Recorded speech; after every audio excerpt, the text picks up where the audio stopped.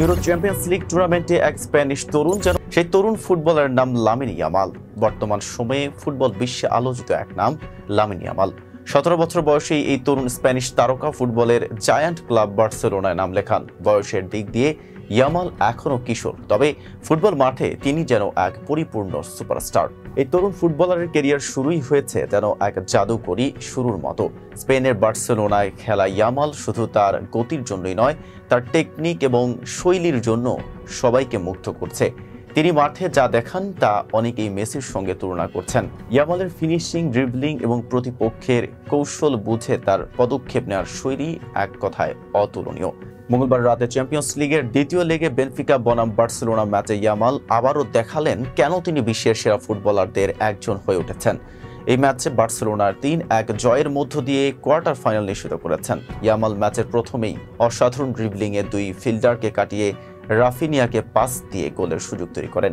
এরপর চোখ ধাঁধানো এক কার্লিং শটে বল জড়ান প্রতিপক্ষের জালে। এজন্য আরও একটি রত্ন যোগ হলো তার ঝুলিতে।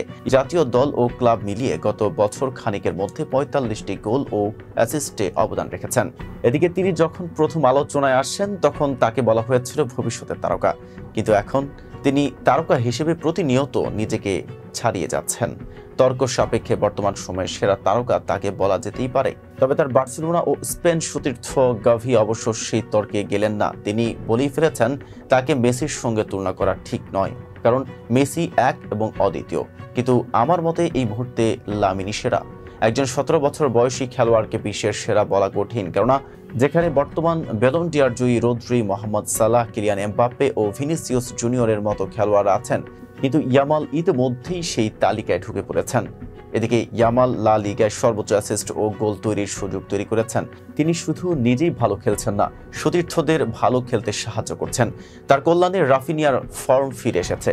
লেভানডোভস্কি এখনও ধারাবাহিক পারফর্ম করছেন এবং বার্সেলোনা আবারও চ্যাম্পিয়ন্স লিগের অন্যতম ফেভারিট হয়ে উঠেছে। মেসির সঙ্গে ইয়ামালের তুলনা অবশ্য স্বাভাবিক। তার খেলা, দৃষ্টি এবং ম্যাচের ভাগ্য নির্ধারণ করার ক্ষমতা সবই কিংবদন্তির ছায়া বহন করে। তবে ফুটবল অনিশ্চয়তায় ভরা, ইনজুরি বা ফর্মের ওঠানামা বদলে দিতে পারে সবকিছু।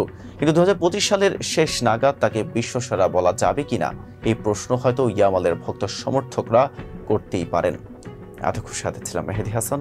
ফেজা পিপলের সাথে থাকার জন্য ধন্যবাদ।